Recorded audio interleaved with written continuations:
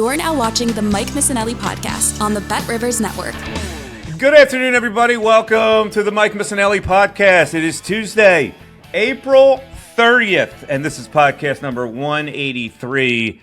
Don't forget BetRivers app. You can bet on some live NBA games of the Sixers tonight as we stand a 4.5 underdog to the New York Knickerbockers at Madison Square Garden. Don't forget about that BetRivers first bucket of the game bet. When you go to the app, you find the first bucket of the game, and you get a profit boost up to 100%, depending on what your loyalty points say.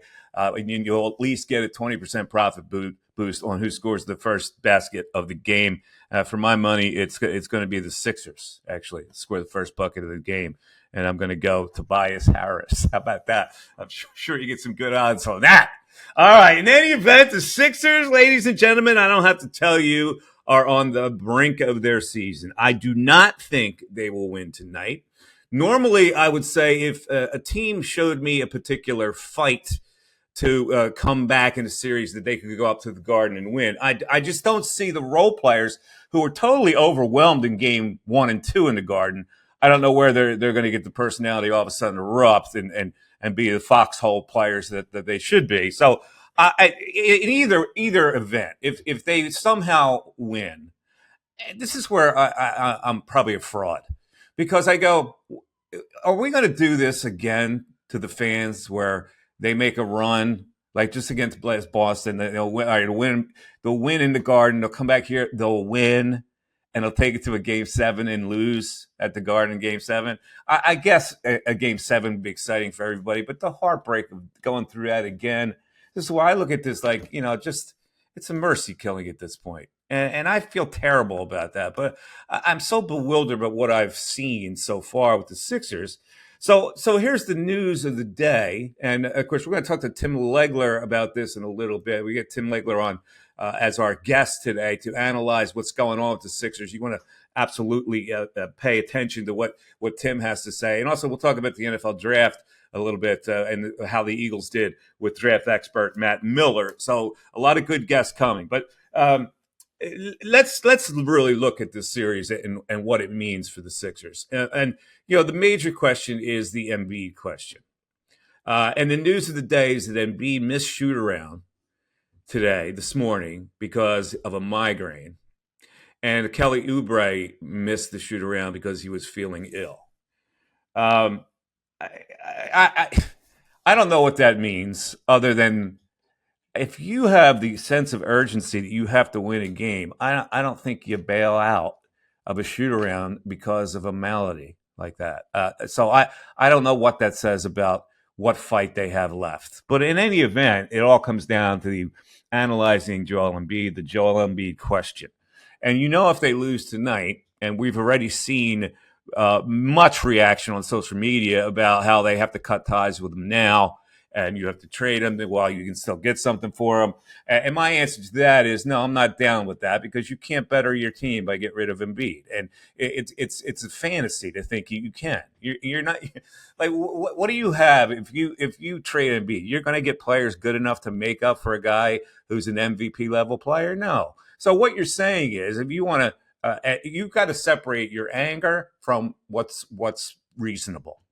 And what's reasonable is you still got, as long as he's here, you still got to keep building around him, because the anger side of that is get rid of him does you no good. And you'll eventually find that out, and you'll slap yourself in the head.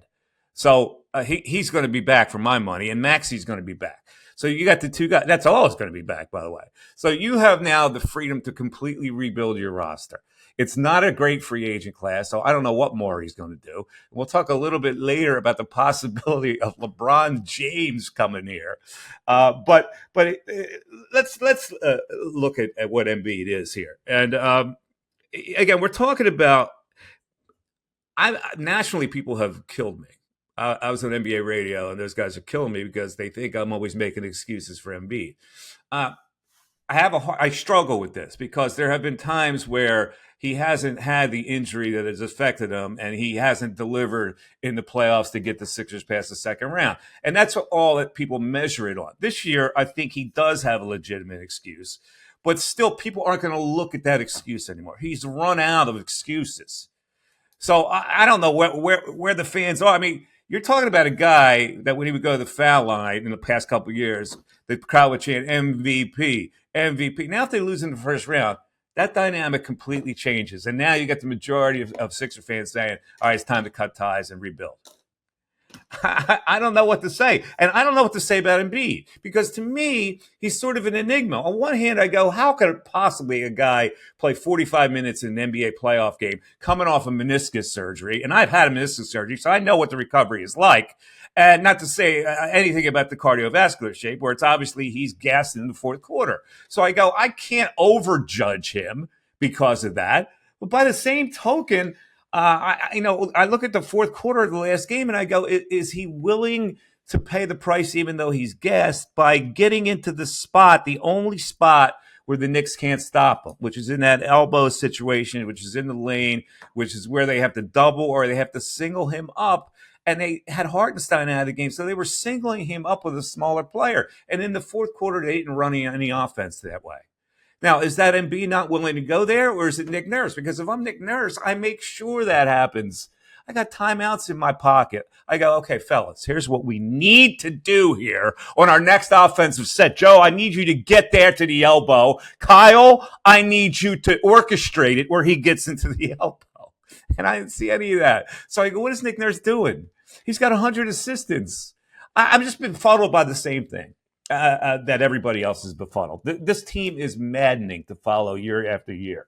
So tonight, I'm just resigned to the fact that they should lose it, and we get it over with, and we turn our attention to the Phillies and the upcoming Eagle season. But there is an intriguing little off-season situation. Now, the Lakers went out last night, and who knows what's going to happen with LeBron James and Anthony Davis, that he may be looking at that situation and say, you know what, we're not going to win here. So maybe I could go for another challenge, and maybe the next challenge involves playing with my kid, which he is obsessed with doing. So here come the Sixers. Daryl Morey is a star hunter. Would he actually entertain the thought of bringing LeBron James here in some kind of a trade? And how would you feel about that? That is the $1 million question as we go into the offseason. Because what else are you going to do? What else can you possibly do to bring enough good players, difference-making players to this team, even though you've got a ton of cap space? You need to make a trade for a big-name player. You're not going to get that through free agency. So that's the major question for the Philadelphia 76ers. Again, I predict that they will lose tonight. If you're watching this podcast on Wednesday and they've won, don't at me. All right. I'm talking about how I feel right at this particular moment as we're doing this podcast. It's 11:28 a.m. All right. It's the Mike Missanelli podcast. We're talking Sixers, and let's bring in an expert on the NBA, an expert on the Sixers, because he is amongst us in the area. He, of course, is the great Tim Legler from ESPN and many other outlets. Timmy, how you feeling today? I'm feeling great, man. I'm feeling great. Listen, I got a lot of investment emotionally in Philadelphia basketball as a whole, but I'm not, necessarily losing sleep like over these games the way a lot of people are. So I'm doing great, Mike. I don't know if I can say the same right now about Sixers fans. I understand the frustration. No, Sixers fans aren't doing great. So let's talk about the news of the day, which probably, it doesn't really mean anything. I think both guys will play, but it is an interesting mindset here. Joel Embiid missed a shoot-around because of a migraine. It's always something. And Kelly Oubre is feeling ill, and he missed it. So this is the most important game. Your season's on the brink. What does that say to you as a former NBA player? It's not the kind of mindset that you want to portray, right? You don't want to portray something where, listen, there's already limitations with Embiid. We get it. And now it's like the vibe going in, right? It's 10:30 in the morning. It's like you said, it's a war. This series has been a war. You're expecting a war tonight. By the way, the margins between these teams is razor thin. You're talking about a handful of possessions in these games that make the difference. And that'll be the case again tonight, assuming that, Embiid's out there and Oubre plays. Like, they need everybody. But assuming that happens, you're talking about literally defining moments in these games that you can point to, handful of possessions.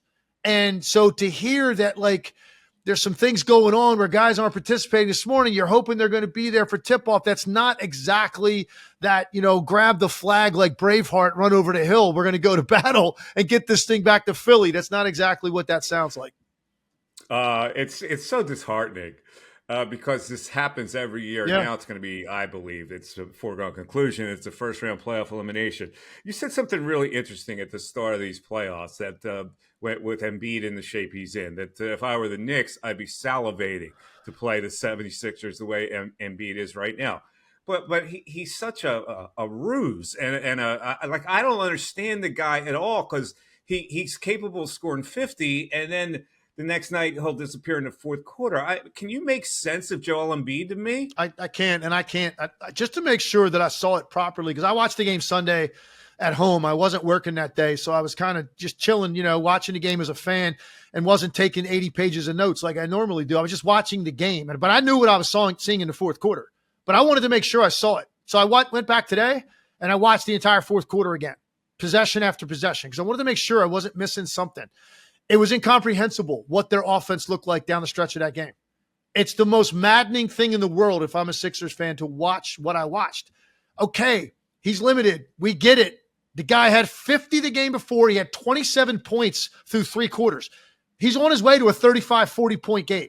Again, and yet, look at the last 6 minutes of the game, what they were running and where he was located, and his lack of catching the ball in his sweet spot, the lack of putting any pressure on defenses, not trying to draw fouls. The couple times he did touch the ball, he was 18, 20 feet from the basket in a weird post area where he knows he's going to get double teamed or he's going to have to shoot a weak fadeaway shot. His wheelhouse is elbows and that area between the foul line and the top of the key. And when he catches the ball there and they get flat and they let him go, he is literally unstoppable. He single-handedly put Isaiah Hartenstein out of the game from that exact spot on the floor. And now here we are, one possession game, 6 minutes to go. Nah, we're not going to do that at all. And I'm sitting there going, and I said the same thing sometimes about Doc Rivers. And I'd say with the Simmons issues and the Harden issues, and I'd go, I'd crush Simmons, I'd crush Harden. Doc got beat up. But then I'd say, well, what would that be like to be a coach and have a guy that you watch play all year a certain way now in the moment want no part of playing like that? I don't know how you overcome that as a coach. So I don't know if that had something to do with Embiid, the vibe he was putting off. Nick Nurse was content with him running to the left corner and standing there while Oubre takes a pull-up three off a ball screen, like at a critical time. I don't know, Mike. I don't have the answers to that. I just know that was horrific execution in the last 6 minutes of that game. There's no other way to describe it. And this is what, I did a post-game podcast, and I focused exactly on that point. So who is it at this point? Is it Nurse not designing where that ball should go in crucial possessions, or is it Embiid just not willing to do it? There's a really weird disconnect here, because if I'm trying to run stuff, like you just pointed out, I would think Nick Nurse would know the same thing. So why doesn't it get done? Is it Embiid or is it Nurse? Okay, it's a little bit of everybody, and I'm going to use a comparison here. I know they're a different team and they're the world champs, but look, they've got a guard big man tandem in Denver. Okay, so do the Sixers, and I think both teams have really, really sharp coaches. A lot of respect for both guys. Okay, so here's who it is. Part of it's Nurse. I could walk in there right now to their shoot around, and I would need 5 minutes to design something to ensure that Joel Embiid catches the ball at the elbow. It doesn't take much. Now, that doesn't mean he's going to do the right thing out of it, or he's going to score, or he's going to read the double team right, or whatever. That doesn't mean that. But I know he's going to touch the ball there because I'm going to ensure it. I'm going to guarantee it, because you can't prevent a guy that big and strong with a wingspan like that from catching the ball anywhere on the floor. You can't prevent that. You can't prevent Jokic from catching the ball anywhere he wants. He's too big. He's too heavy. His hands are too good. So it doesn't matter what you run, a simple down screen from the elbow down the lane from one of your guards to bring Embiid up to the foul line and put his arm out and let Kyle Lowry deliver the basketball. That's all it takes. And then get flat and let him go. They didn't do it one time in the last 6 minutes of the game. I don't understand. So part of it is absolutely Nick Nurse. That part I just described. But look, if part of it is Joel Embiid putting off the vibe that I'm dragging around and I'm in pain and I'm gassed and I'm wincing and I don't, then that's not eliciting a lot of confidence in your coach to run that action. So that part is on Embiid. And then there's the last part, your guard leadership. Look at Denver. It's twice in the same series against the Lakers. They didn't call a timeout with the game on the line. Why? Because they inherently trust Jamal Murray. And look, he made shots in both cases, but it didn't necessarily mean, Mike, that he was gonna. It could have been something else that he got, but they trusted him to organize people where they needed to be. And last night, he looks at KCP. He says, get out. Go to the other side of the floor. He directs traffic, and now we run two-man action, and he reads it. If they double me, it's going back to Jokic for a shot. If they don't, I'll shoot a pull-up jumper. They don't have that kind of guard leadership. I know Lowry's been around the league forever. He doesn't have that place in the league anymore. He's not that kind of player. Maxi's got the ball more. That is not in his personality to direct traffic and make sure in this moment, Joel, right here, get the ball and point. That's not Maxi's personality. So, and to answer your question, Mike, it's a little bit of all of it. And all of it adds up to inexcusable. You cannot go down the way they did in a game when you're fighting to stay in the series, the way they operated the last 6 minutes of that game. It's a disgrace. Let's look further. Look further into Embiid. All right. Now it's proved, except for one game, he has been totally gassed in fourth quarters. Yep. And you predicted that. Coming off an injury, it's not that easy to get your win back. It's not that easy to recover from a meniscus surgery. So knowing that, if you're the head coach, I don't want to feel like I'm picking on the head coach here. Yeah. And I get what their plus minus is when he's off the floor. Right. But isn't it a priority to have him in the fourth quarter that you just have to bite the bullet with either Reed or Bamba to eat up maybe 15 minutes worth of that? 100%. And I think it should have been that last 3 minutes of the third quarter. So if you basically take him out right before the last mandatory timeout of the third, okay? That timeout, and now I'm going to go in real time. That timeout in real time actually is going to be about 5 minutes before they start playing again. If you take him out then you got 3 minutes of playing time. That's probably another 10 minutes of real time.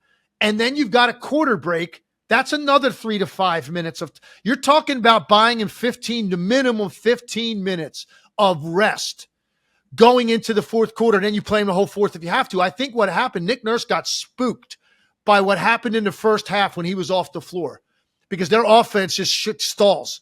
And he's worried. But here's the thing. Here's why, if I'm on his staff, I'm saying to him, this isn't the Pacers or the Celtics, a team that could potentially get 12 points in 3 minutes. The Knicks aren't running away from you. That's not who they are offensively, man. They got Brunson, who's a star offensive player. Then they got a bunch of dudes that fluctuate night to night. This isn't some juggernaut offensively. So you can buy 3 minutes, man. Even if you get outscored, 6-2, whatever. You're in the game, and Embiid got the desperate rest that he needed to get to play the whole fourth quarter. To play him the entire second half, the way he looks, the way he feels, and the amount of time he missed, no, that was going to set you up for a guy that was not going to be able to deliver the goods late because he just didn't have the stamina, didn't have the desire, whatever, wasn't feeling it. But as a result, the Sixers can't run their offense because that's all they know is that guy being dominant. And when he's not, you got to go to plan B on the fly. And that's a hard thing to figure out. I totally agree with you. But let's even take this further now because there's not going to be an excuse that he came off an injury. What most people are going to look at is he can't get it done. He just can't get it done in the playoffs. So therefore, and this town, they're going to get eliminated in the first round, and they're going to call for it. Okay, it's enough of Embiid. Now you got to change it up, which I don't think helps you at all. But that's going to be the mindset. But you really have to consider the question. They haven't been able to put a good enough team around him, or he's just not it. All right, so I think it's a little bit of both. I mean, listen, you can't deny the fact. I don't think any of these injuries that he has sustained over the years at this time of the year have been something where you look at him and go, oh, man, are you serious right now? You can't go with that. No, I mean, the guy had an orbital fracture. He had torn meniscus. Like, he's got serious basketball injuries that are going to prevent you from being your best. It seems like it happens every year. I don't know if that's the rest of his career. He's just going to be cursed in that way. I don't know. That has definitely played a part. The other part you're talking about not being able to get it done, right? Whether you're healthy or not, you got to get it done because they're counting on you to get it done. I think there's absolutely a component to that. Here's why I felt different about this team, Mike. And look, when he was rolling, And even when he came back, I had to see him. When I saw how he looked when he came back after that long layoff, I said this team could go to the conference finals because the way the East was laying out, Giannis banged up, Bucks not struggling, the Knicks, missing an all-star. Look at the rest of the Eastern Conference. You're going, wait, they can make a run here if they stay out of the Celtics bracket, which they did. Then the reason I thought it more than anything else, Mike, I think he's finally got the right co-star. I think he's got a guy next to him that's not fazed by pressure, that's not going to run from the light the way that Simmons did, the way that Harden did. And I thought, man, this is exactly the guy Embiid needs because he makes him feel more confident because he's going to show up. Now, it doesn't mean Maxi's going to play great every night. He's going to play the same way. He's going to be aggressive. He's going to be downhill. He's going to take his chances. He's not going to look like he's terrified of the moment. And that's what Embiid needed. So I felt really good about their chances. I liked even some of the guys they added, the pieces that they added, Batum and Oubre and Lowry, and even Buddy Hield, which has really shocked me, like what he's looked like in this series. I thought he'd be a lot better for them. So I had a lot of confidence in it, that it wasn't all about Embiid. I liked Maxi factor, the guys they put around him, and Embiid was going to be good enough. And then here we go again with the injuries and guys playing really small in the supporting cast. And we're right back in the same boat against the team, by the way, that's very beatable. Come on, this Knicks team is beatable, man. They don't score. One guy scores. One guy destroys you possession after possession. And then they got a bunch of dudes that play incredibly hard. I mean, their guards and wings rebound and offensive rebound better than any team in the league. And that's a big component in playoff basketball, extra shots, extra possessions. But for the most part, it's like, you don't know where it's coming from. Is it DiVincenzo? Is it Hart? Is it Anunoby? Is it McBride? Hartenstein? Like, who are these guys? I'm not saying they're not good players, but they're not consistent 20-point co-stars. None of those guys are. So this is a winnable series. Loose balls, rebounds, execute down the stretch, and do something different with Brunson. Obviously, that's got to happen tonight. But they're so close, but they fail in big spots every single year. And the other night was a big spot, and they couldn't have been smaller in the last 6 minutes of that game. Tim, let me ask you this question about Joel Embiid. We're talking with Tim Legler, ESPN, former NBA player, three-point shooting champion, tremendous credentials to analyze. I look at Embiid's body, and I go, okay, I remember when he came out of Kansas. He had a Bam Adebayo body when he came out of Kansas. Now, I know bodies change, and he's grown into this monster of 300 pounds.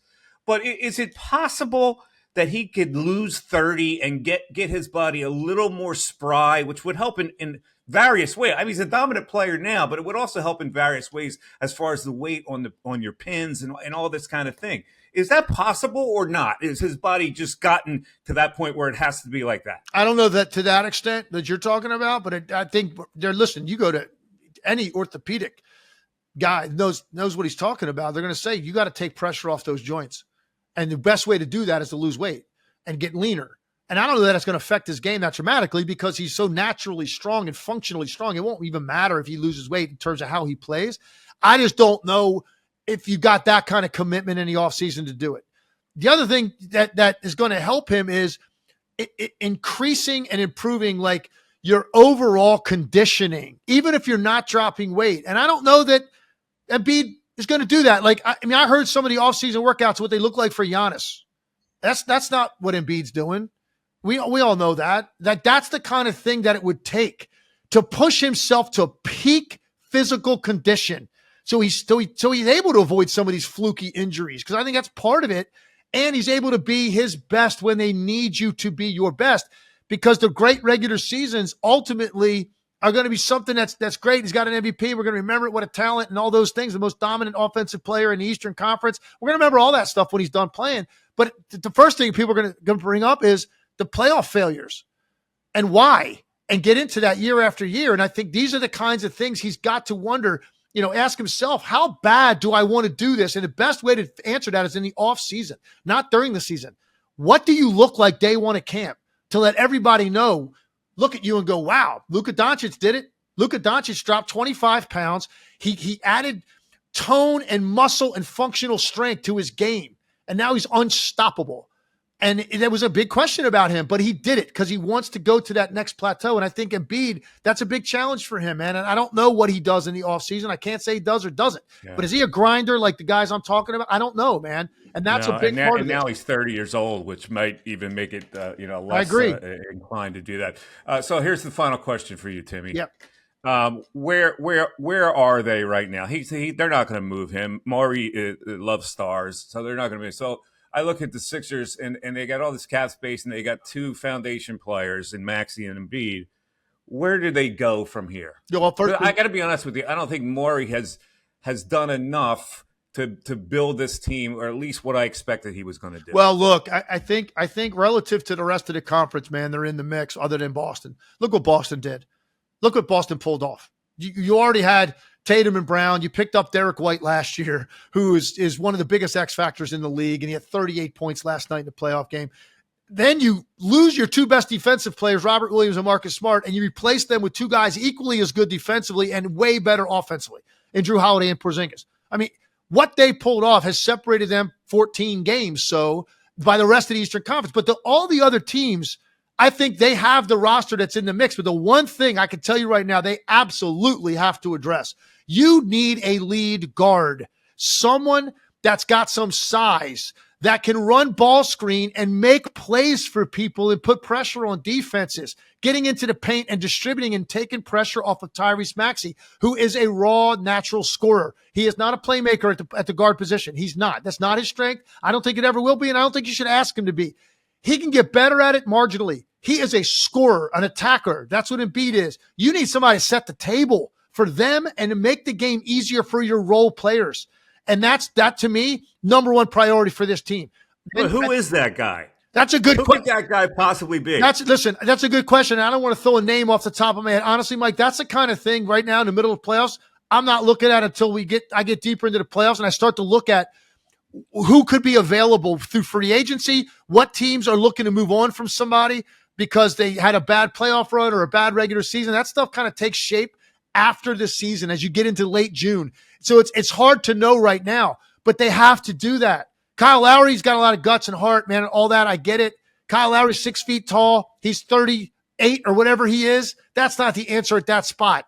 You need somebody that can help take the ball handling responsibilities off of Tyrese Maxey to go let him be who he is naturally. That, to me, is one of your first orders of business. Let me throw a curveball at you, because I heard it being discussed on Sirius XM NBA radio. Would Maury chase LeBron in this kind of a situation? I've heard that too, and here's why. Like, I don't think that's an insane proposition to think about trying to get him. The window that you have with Joel Embiid was already tight. It's significantly more narrow because of the injuries, and now he's north of 30. And it's almost like you expect now him to miss large chunks of time, and will he be right when the playoffs come? So as crazy as that might sound, let's go get LeBron. He's going to be 40 next season. Guy's obviously still playing at a really high level. That's not only your lead guard, that's one of the most dominant players in the league that controls the game. Unlike only two people that control the game more than LeBron still are Luka and Jokic. And then it's LeBron. Yes, that makes sense because you want to try to win or at least give me a conference final and with the Sixers make it all cozy because they either sign Bronny as a free agent or maybe they draft him as they make a promise that that don't transfer, don't go take your money out of the portal, and we'll draft you in the second round, whatever it is.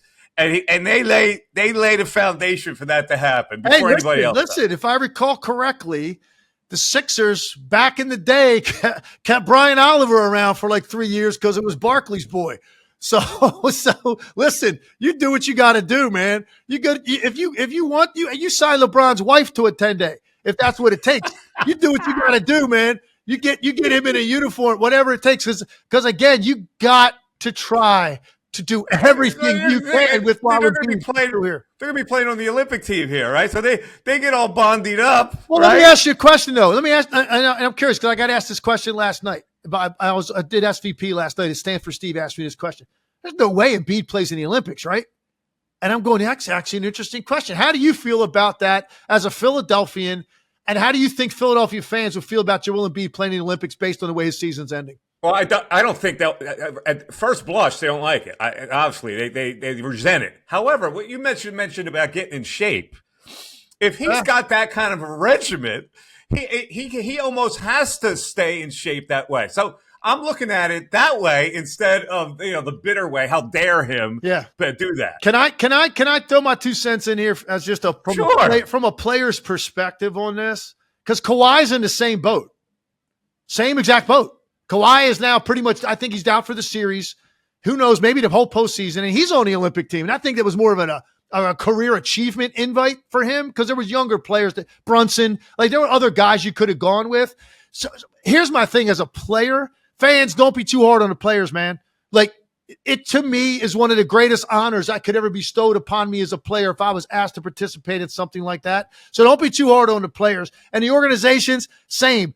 These guys only get to do this for 15 years, man. 20 if you're LeBron, but 15 years, most of them. And it's over, man. You're in your 30s, and the thing that you were obsessed with your entire life is over. You'll never play another meaningful basketball game. And what could be a greater honor than that? So I get why guys want to do it. But man, oh man, is it tough circumstances to finish your year the way Embiid looks like he's going to, the way Kawhi is, and then those guys go play in Paris. Now, look, it's not exactly the most taxing thing. They're going to play 12, 15 minutes. I get it. It's cushy work. They will be tested, but still, they're not going to be like overly worked over there. The practices on hard. But they have to go through practice. No, you do. You got to go to Vegas. They have a regiment that they have to go through the 100% right. LeBron referred to it last night as I got to get ready for training camp in 2 months. He's right. That's what it is. You go through 2 weeks, 3 weeks of workouts. You're playing against, they put elite teams together to scrimmage against it. Yeah. So you're at that time of year, normally you're on vacation. Like you're resting your body, and then you're getting ready for like August to start ramping it up a little bit. Hey, some guys I know, they don't even ramp it up till they get to the facility for the first day of camp. They did nothing in the offseason. Most guys, though, they start working in August. July, you're usually rested. August, early August. So it is going to be a different summer for him, which could ultimately prove beneficial. But Philly fans, first round exit, they're going to resent the hell out of it. If he got them to the finals, they would shower him with roses and escort him to training camp. They would. That's the way they would be lining the Champs-Élysées, throwing rose petals. Exactly. There'd be road trips over there with Embiid. You'd have a bunch of French people sitting in their cafes, sipping their coffee and hearing the EAGLES chant up and down the Champs-Élysées. Exactly. You wouldn't be able to get into the Louvre. Look how big he is. You wouldn't be able to get into the Louvre because all the Eagles fans blocking the entrance. Are you kidding me? What that would look like? They would take over Paris, man. It would be a Netflix documentary. Breakfast would be, you got any Scrapple? No question. That's an 8-episode Netflix documentary, man. If that were to play out that way, there's no doubt about it. Oh, that's awesome. Timmy, always a pleasure, man. We got to do this more often. And we'll look forward to watching your analysis of the NBA playoffs without the Sixers. You got it, man. You got it. I think it ends tonight. What's the difference? Even if it doesn't end tonight, you think they're going to take this to 7 games, win 2 straight games, and then go win game 7 in the Garden? Like, it's ridiculous to think that could happen. Hey, listen, here's how I look at it if I'm them. Like I said, these games are wars. It's a handful of things that's good. Now, look, don't get me wrong. Embiid shows up. He's not feeling right because of the migraine. Oubre's not there, limited. They could get smoked tonight for the first time. If that's the approach, that we're a wounded animal coming into this environment, it could. If they have the get in the trenches mentality, hey, man, who knows? Maybe it's a 1-possession game, 6 minutes to go. They somehow find a way. You get it back to Philly for another game. Either way, I picked the Sixers back in the beginning when I saw Embiid to go to conference finals. But then when I saw him against the Heat in the play-in game, I said, no, Knicks win this series in 6 or 7. Knicks are going to win the series one way or another. You're right, but maybe Philly can give their team, their fans, one more home game. Yeah, I just don't see this as a trench team. I'm sorry at this point. All right, man. Listen, thanks a lot for being on, and we'll talk to you, buddy. Got it, thanks. You got it, man. Talk to you soon. Darren, anything else? Did we forget anything else? Don't forget that first basket of the day bet on BetRivers, where if you can get a profit boost up to 100%. If you bet who is going to score the first basket of tonight's Sixers-Knicks game, just go to the BetRivers app It's a fantastic app that you should have on your phone. We good? Everything good? Yeah, depending on your golf schedule, we will try and get a reaction in after tonight's game at some point tonight or tomorrow. Well, we're not going to do it tonight because I'll be on the road. Yeah, you'll be on the road tonight. But So we'll get a it reaction have to at be some sometime tomorrow, and I don't even know what time I'm getting in. But anyway, I won't be playing golf till Friday anyway. So there you go. All right, we good? We're good. I think we're good. Everybody have a great rest of the day, and look forward to the warm weather. Get outdoors. For Darren, I'm Mike Missanelli. It's the Mike Missanelli Podcast. Tell your friends and neighbors to subscribe for free, and we'll talk to you later. Bye-bye.